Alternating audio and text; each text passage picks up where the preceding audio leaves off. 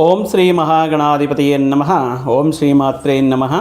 ಓಂ ಶ್ರೀ ಗುರುಭ್ಯೋ ನಮಃ. ಸಮಸ್ತ ಕನ್ನಡ ವೀಕ್ಷಕರಿಗೆ ನಮಸ್ಕಾರ. ನೀವು ಮೊದಲನೇ ಬಾರಿ ನಮ್ಮ ಚಾನಲ್ ನೋಡ್ತಾ ಇದ್ದರೆ ದಯವಿಟ್ಟು ಸಬ್ಸ್ಕ್ರೈಬ್ ಮಾಡಿ ಅಂತ ಹೇಳ್ತಾ, ಮುಖ್ಯವಾಗಿ ಮಾರ್ಚ್ 3ನೇ ತಾರೀಕು ಮಂಗಳವಾರ ಮಧ್ಯಾಹ್ನ 3:20 ಆರಂಭವಾಗಲಿರುವಂತಹ ಕೇತುಗ್ರಸ್ತ ಚಂದ್ರಗ್ರಹಣವು ನಮ್ಮ ಭಾರತ ದೇಶದಲ್ಲಿ ಮುಖ್ಯವಾಗಿ ಈ ಗ್ರಹಣದ ಆರಂಭವು ಇರುವುದಿಲ್ಲ. ಮತ್ತು ಗ್ರಹಣ ಪ್ರಭಾವ ಭಾರತೀಯರಿಗೆ ಮತ್ತು ದ್ವಾದಶ ರಾಶಿಯ ಜಾತಕರಿಗೆ ಇರುವುದಿಲ್ಲ ಅಂದರೆ ಖಂಡಿತ ಇರುತ್ತೆ. ಆದರೆ ನಾವು ಗ್ರಹಣದ ಅಂತ್ಯಕಾಲದಲ್ಲಿ ನಮಗೆ ಗ್ರಹಣದ ಪ್ರಭಾವ ಅನ್ನೋದು ಇರುತ್ತೆ. ಅಂದರೆ ಆ ಮಂಗಳವಾರ ದಿನದಂದು 6:02 ಚಂದ್ರೋದಯ ಅನ್ನೋದು ನಮ್ಮ ಭಾರತದಲ್ಲಿ ಇರುತ್ತೆ.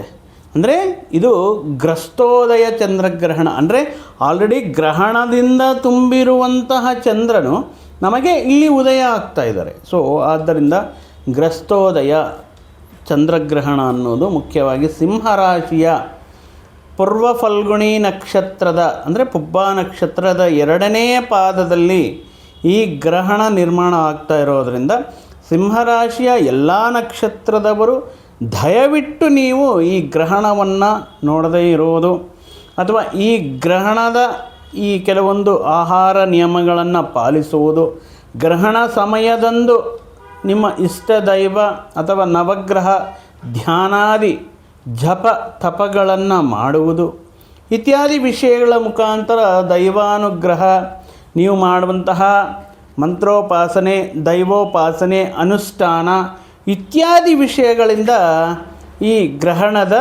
ದೋಷವನ್ನು ಸ್ವಲ್ಪ ಮಟ್ಟಿಗೆ ಕಮ್ಮಿ ಮಾಡ್ಕೋಬೋದು. ಯಾಕಂದರೆ ಗ್ರಹಣಗಳು ಈ ಪ್ರಕೃತಿಯಲ್ಲಿ ಅಂದರೆ ನಿರ್ಮಾಣವಾದಾಗ ಆ ಗ್ರಹಣಕ್ಕೆ ಸಂಬಂಧಪಟ್ಟಿರುವಂತಹ ಅನುಕೂಲ ವಿಷಯಗಳು, ಪ್ರತಿಕೂಲ ವಿಷಯಗಳು ನಡೀತಾ ಇರುತ್ತೆ.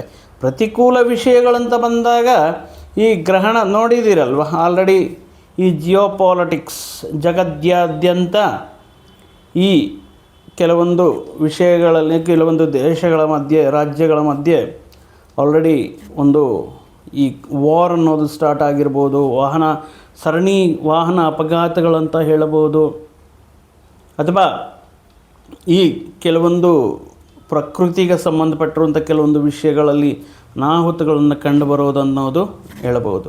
ಮುಖ್ಯವಾಗಿ ಈ ಚಂದ್ರಗ್ರಹಣ ಯಾವ ವಿಷಯದಲ್ಲಿ ಅಂತ ಹೇಳಿದ್ರೆ, ಮುಖ್ಯವಾಗಿ ಬರುವಂತಹ ದಿನಗಳಲ್ಲಿ ಏನಾಗುತ್ತೆ, ರೈತರಿಗೆ ಇದೊಂದು ರೀತಿ ಸಂಕಷ್ಟ ಅಂತ ಹೇಳಬಹುದು. ಏನಕ್ಕಪ್ಪ ಅಂದರೆ ಈ ಚಂದ್ರಗ್ರಹಣದಿಂದ ವಾಯುತತ್ವ ಅಂದರೆ ಈ ಅಗ್ನಿತತ್ವ ಗ್ರಹಗಳಾಗಿರೋದ್ರಿಂದ ಮುಖ್ಯವಾಗಿ ಅತಿವೃಷ್ಟಿ ಅಂದರೆ ವಿಪರೀತವಾಗಿ ವರ್ಷ ಅಂದರೆ ಮಳೆ ಬರೋದಕ್ಕೆ ಚಾನ್ಸಸ್ ಇರುತ್ತೆ.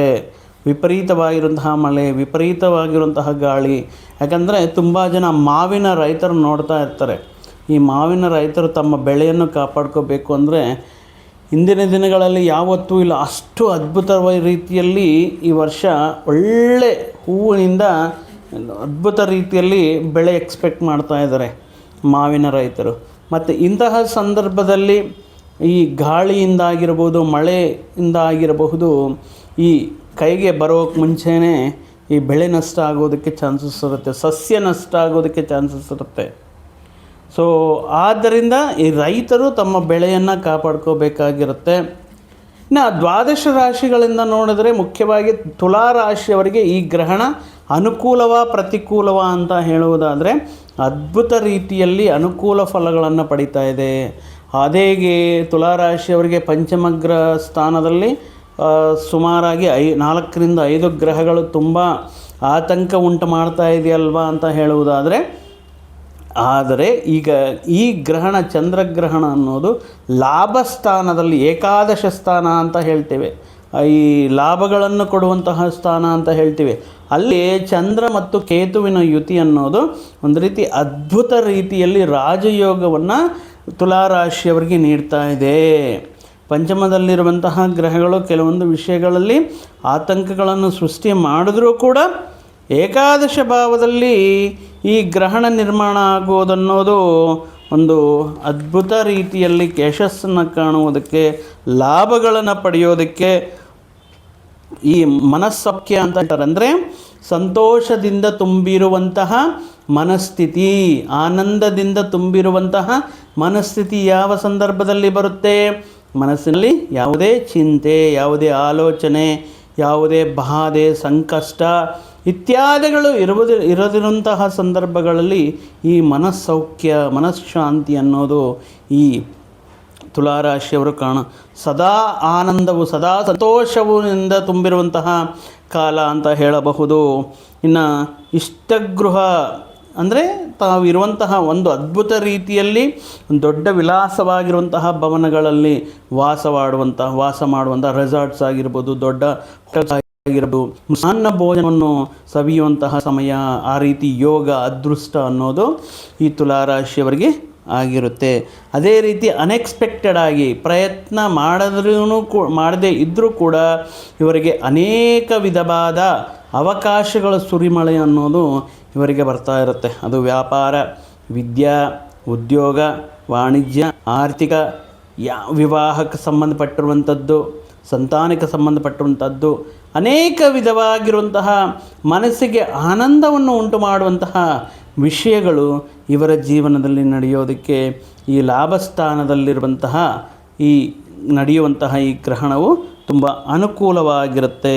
ಸಂತೋಷವಾಗಿ ಕುಟುಂಬಸ್ಥರ ಜೊತೆ ಒಂದು ಹಬ್ಬದ ರೀತಿಯಲ್ಲಿ, ಒಂದು ಅದ್ಭುತ ರೀತಿಯಲ್ಲಿ ಆನಂದವಾಗಿ ಸೌಖ್ಯದಿಂದ ನೀವು ಕಾಲವನ್ನು ಕಳೆಯೋದಕ್ಕೆ ಯಾವುದೇ ಚಿಂತೆ ಇಲ್ಲದೆ ಸಂತೋಷವಾಗಿ ಶಾಂತಿಪೂರ್ವಕವಾಗಿ ಎಲ್ಲರೊಡನೆ ಅನುಕೂಲವಾಗಿರೋದಕ್ಕೆ, ಅದು ಮುಖ್ಯವಾಗಿ ನಿಮ್ಮ ವೃತ್ತಿ ಉದ್ಯೋಗಗಳಲ್ಲಾಗಿರಬಹುದು, ನಿಮ್ಮ ವ್ಯಾಪಾರ ವಿಷಯಗಳಲ್ಲಾಗಿರ್ಬೋದು, ಈ ಪಾಸಿಟಿವಿಟಿ ಅನ್ನೋದು ಮತ್ತಷ್ಟು ನಿಮ್ಮಲ್ಲಿ ಕ್ರಿಯೇಟಿವ್ ಥಾಟ್ಸ್ನ, ಇನೋವೇಟಿವ್ ಥಿಂಗ್ಸ್ನ ಕೊಡುವುದರಿಂದ ಮತ್ತಷ್ಟು ಅಭಿವೃದ್ಧಿಯನ್ನು ಪಡೆಯೋದಕ್ಕೆ ಈ ಗ್ರಹಣವು ಗೋಚಾರ ಫಲಗಳು ಅನುಕೂಲ ಇರುತ್ತೆ.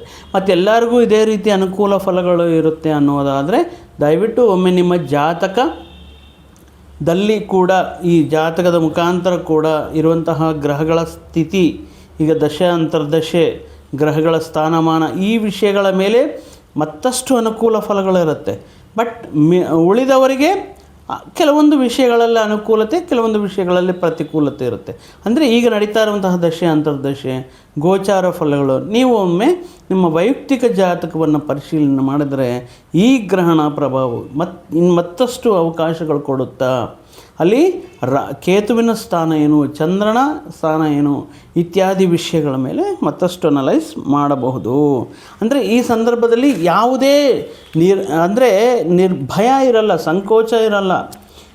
ನಿಮಗೆ ಇಷ್ಟವಾಗಿರುವಂತಹ ವಿಷಯಗಳನ್ನು ಧೈರ್ಯವಾಗಿ ಕುಟುಂಬಸ್ಥರ ಮುಂದೆ, ಫಾರ್ ಎಕ್ಸಾಂಪಲ್ ಈಗ ಒಬ್ಬ ಪ್ರೀತಿ ಮಾಡಿರ್ತೀರ ಆ ವ್ಯಕ್ತಿಯ ಬಗ್ಗೆ, ಅಥವಾ ನನಗೆ ಈ ಮದುವೆ ಇಷ್ಟ ಇಲ್ಲ, ಈ ವ್ಯಕ್ತಿಯನ್ನು ಇಷ್ಟಪಡ್ತಾ ಇದ್ದೀನಿ, ಈ ವಿಷಯಗಳ ಮುಖಾಂತರ ಅಂತ ಧೈರ್ಯವಾಗಿ, ಸ್ವೇಚ್ಛಾಯುತವಾಗಿ, ಫ್ರೀಯಾಗಿ ನಿಮ್ಮ ಮನಸ್ಸಿನಲ್ಲಿರುವಂತಹ ವಿಷಯಗಳನ್ನು ಎಕ್ಸ್ಪ್ರೆಸ್ ಮಾಡೋದಕ್ಕೆ, ಅಥವಾ ನನಗೆ ಈ ಪರ್ಟಿಕ್ಯುಲರ್ ಕೋರ್ಸ್ ಅಂದರೆ ಇಷ್ಟ, ಇದರ ಪ್ರಕಾರ ನಾನು ಈ ಉನ್ನತ ನಗರದಲ್ಲಿ ಯೂನಿವರ್ಸಿಟಿ ಕಾಲೇಜ್ ಇದೆ, ಅಲ್ಲಿ ಓದಲೇಬೇಕು ಅಂತ ನಿಮ್ಮ ಮನಸ್ಸಿನಲ್ಲಿರುವಂತಹ ವಿಷಯಗಳನ್ನು ಸ್ವೇಚ್ಛಾಯುತವಾಗಿ, ಧೈರ್ಯದಿಂದ, ಅದ್ಭುತ ರೀತಿಯಲ್ಲಿ ನೀವು ಮನಸ್ಸು ಬಿಚ್ಚಿ ಹೇಳೋದಕ್ಕೆ, ಆ ವಿಷಯಗಳನ್ನು ನಿಮಗೆ ಅನುಕೂಲಕ್ಕೆ ತಕ್ಕಂತೆ ಬದಲಾವಣೆ ಮಾಡಿಕೊಳ್ಳೋದಕ್ಕೆ ಕೂಡ ಈ ಗ್ರಹಣದ ಅನುಕೂಲತೆ ಇರುತ್ತೆ.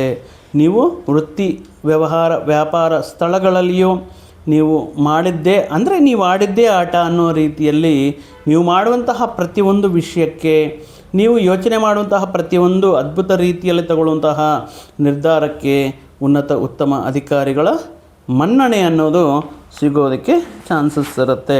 ಇನ್ನು ಹಣಕಾಸಿನ ವಿಷಯಗಳಲ್ಲಿ, ಈ ಸಂದರ್ಭದಲ್ಲಿ ಹಣಕಾಸಿನ ವಿಷಯಗಳಲ್ಲಿ ಇದಕ್ಕೆ ಮುಂಚೆ ಏನೇನೋ ಅಬ್ಲಿಗೇಷನ್, ಯಾರ ಹತ್ರ ಪರ್ಮಿಷನ್ ತಗೋಬೇಕು, ಯಾರ ಹತ್ರಗೂ ಹೇಳಬೇಕು, ಇಂಟಿಮೇಟ್ ಮಾಡಬೇಕು.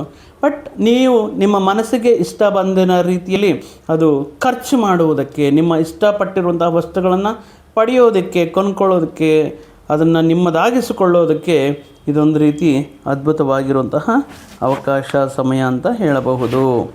ಇನ್ನು ಇಂದಿನ ದಿನಗಳಲ್ಲಿ ಕೆಲವೊಂದು ಅಪಾರ್ಥಗಳಿಂದ ಅಥವಾ ಕೆಲವೊಂದು ಮನಸ್ತಾಪಗಳಿಂದ ಇಷ್ಟೂ ದಿನಗಳ ಕಾಲ ನಿಮ್ಮನ್ನು ದೂರ ಇಟ್ಟಿರುವಂತಹ ವ್ಯಕ್ತಿಗಳು ಮತ್ತು ಆ ಅಪಾರ್ಥಗಳೆಲ್ಲವೂ ಕೂಡ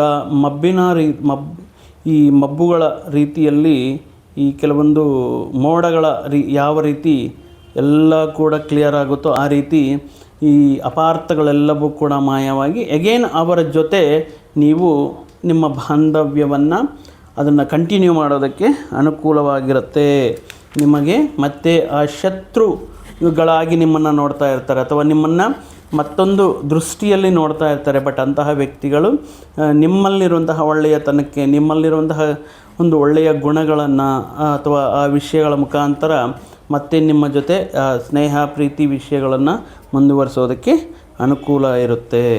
ಸೊ ಅಂದರೆ ಲಾಭಸ್ಥಾನದಲ್ಲಿ ಅಂತ ಹೇಳುವಾಗ ನಿಮಗೆ ಗೊತ್ತಿಲ್ಲದೆ ಕೆಲವೊಂದು ವಿಷಯಗಳಲ್ಲಿ ಅನುಕೂಲತೆ ಅನ್ನೋದು ಜಾಸ್ತಿ ಇರುತ್ತೆ. ಮಾಡುವಂತಹ ಪ್ರಯತ್ನಗಳಲ್ಲಿ, ಯೋಚನೆ ಮಾಡುವಂತಹ ವಿಧಾನಗಳಲ್ಲಿ, ತಗೊಳ್ಳುವಂತಹ ನಿರ್ಧಾರಗಳಲ್ಲಿ ಒಂದು ಪಾಸಿಟಿವಿಟಿ ಕ್ರಿಯೇಟ್, ಅಂದರೆ ನೀವೆಲ್ಲಿದ್ದರೆ ಅಲ್ಲಿ ಒಂದು ರೀತಿ ಪಾಸಿಟಿವಿಟಿ ಹಮ್ಮಿಕೊಂಡಿರುತ್ತೆ, ಒಂದು ಸಂತೋಷಮಯವಾಗಿರುವಂತಹ ವಾತಾವರಣ ತುಂಬಿರುತ್ತೆ. ಸೊ ಆ ರೀತಿ ಅಂತ ಹೇಳಿಬಿಟ್ಟು ಕೆಲವೊಂದು ವಿಷಯಗಳನ್ನು ನಾವು ನೆಗ್ಲೆಕ್ಟ್ ಮಾಡಬಾರ್ದು. ಯಾಕಂದರೆ ಪಂಚಮ ಸ್ಥಾನದಲ್ಲಿ ಆಲ್ಮೋಸ್ಟ್ ರವಿ, ಕುಜ, ರಾಹು, ವಕ್ರಗತಿಯಲ್ಲಿರುವಂತಹ ಶುಕ್ರ ಇತ್ಯಾದಿ ಗ್ರಹಗಳು ಇರುವುದರಿಂದ ಈ ಕೆಲವೊಂದು ಕೆಲಸಗಳಲ್ಲಿ ಆತಂಕಗಳನ್ನೋದಿರುತ್ತೆ. ಅಂದರೆ ಒಂದೇ ಟೈಮ್ಗೆ ಕ್ಲಿಯರ್ ಆಗದೆ ಮತ್ತೆ ಪ್ರಯತ್ನಗಳು ಮಾಡಬೇಕಾಗಿರುತ್ತೆ. ಕೈಯಲ್ಲಿರುವಂಥ ಹಣ, ಬರುವಂತಹ ಆದಾಯ ವಿಪರೀತ ವಿಷಯಗಳಲ್ಲಿ ಮಾರ್ಗಗಳ ಮುಖಾಂತರ ಖರ್ಚಾಗುವುದಾಗಿರ್ಬೋದು, ಅಥವಾ ಸಂತಾನಕ್ಕೆ ಸಂಬಂಧಪಟ್ಟಿರುವಂತಹ ಅವರ ವಿದ್ಯಾಭ್ಯಾಸವಾಗಿರ್ಬೋದು, ಅವರ ಉನ್ನತ ವಿದ್ಯಾವಕಾಶಗಳಿಗೋಸ್ಕರ ಮಾಡುವಂತಹ ಪ್ರಯತ್ನಗಳಾಗಿರ್ಬೋದು, ಸ್ವಲ್ಪ ಆತಂಕವನ್ನು ಸೃಷ್ಟಿಯಾಗ್ತಾ ಇರುತ್ತೆ. ಇನ್ನು ಈ ರೀತಿ ತುಲಾರಾಶಿಯವರಿಗೆ ಮುಖ್ಯವಾಗಿ ಗ್ರಹಣದ ಗೋಚಾರ ಫಲಗಳು ಅಂತ ತಂದಾಗ ಅನುಕೂಲವಾಗಿರುತ್ತೆ. ಮತ್ತಷ್ಟು ಅನುಕೂಲ ಫಲಗಳಿಗೋಸ್ಕರ ನೀವು ಮಂಗಳವಾಗಿ ಈ ಗ್ರಹಣ ನಿರ್ಮಾಣವಾಗ್ತಾ ಇರೋದರಿಂದ ಅಮ್ಮನವರ ದರ್ಶನ, ಅದು ಶಕ್ತಿ ದೇವತೆ, ಗ್ರಾಮ ದೇವತೆ, ದುರ್ಗಾ, ಲಕ್ಷ್ಮಿ, ಪಾರ್ವತಿ ಅಥವಾ ನಿಮ್ಮ ಗ್ರಾಮದಲ್ಲಿ ಆ ಗ್ರಾಮ ದೇವತೆ ಆರಾಧನೆಯನ್ನು ಮಾಡಿ, ಆ ಗ್ರಾಮ ದೇವತೆಗೆ ಸಂಕಲ್ಪವನ್ನು ಮಾಡಿಕೊಳ್ಳಿ. ಗ್ರಾಮ ದೇವತೆಗೆ ಈ ಹಣ್ಣು, ಕಾಯಿ, ಫಲ ಇತ್ಯಾದಿ ವಿಷಯಗಳನ್ನ ನೀವು ನಿಮ್ಮ ಅರ್ಚನೆ ಮಾಡಿಸ್ಕೊಳ್ಳಿ. ಸೊ ಅಮ್ಮನವರ ಆರಾಧನೆಯಿಂದ ಅಥವಾ ಪ್ರತಿದಿನ ಬೆಳಿಗ್ಗೆನೆ ನಿಮ್ಮ ಕೆಲಸ ಕಾರ್ಯಗಳಿಗೆ ಆರಂಭ ಮಾಡೋದಕ್ಕೆ ಓಂ ದುರ್ಗಾಯೈ ನಮಃ ಅನ್ನುವಂತಹ ಮಂತ್ರವನ್ನು 108 ಬಾರಿ ಜಪ ಮಾಡೋದ್ರಿಂದ ಮತ್ತಷ್ಟು ಶುಭ ಫಲಗಳನ್ನು ತುಲಾರಾಶಿಯವರು ಪಡೆಯಬಹುದು ಅಂತ ಹೇಳ್ತಾ, ಮತ್ತಷ್ಟು ಅನುಕೂಲವಾಗಿರುವಂತಹ ವಿಷಯಗಳು, ಅವಕಾಶಗಳು ನಿಮ್ಮ ಬಳಿ ಬರಲಿ ಅಂತ ಹೇಳ್ತಾ, ಮತ್ತೊಂದು ವಿಡಿಯೋ ಜೊತೆಗೆ ಮತ್ತೊಂದು ಆಸಕ್ತಿಕರ ವಿಷಯದ ಜೊತೆಗೆ ನಿಮ್ಮ ಮುಂದೆ ಬರ್ತಾ ಇದ್ದೀನಿ. ಅಲ್ಲಿಯವರೆಗೂ ಸರ್ವೇ ಜನಾಂ ಸುಖಿನೋ ಭವಂತು, ಸಮಸ್ತ ಸನ್ಮಂಗಳಾನಿ ಭವಂತು. ಜೈ ಶ್ರೀರಾಮ್.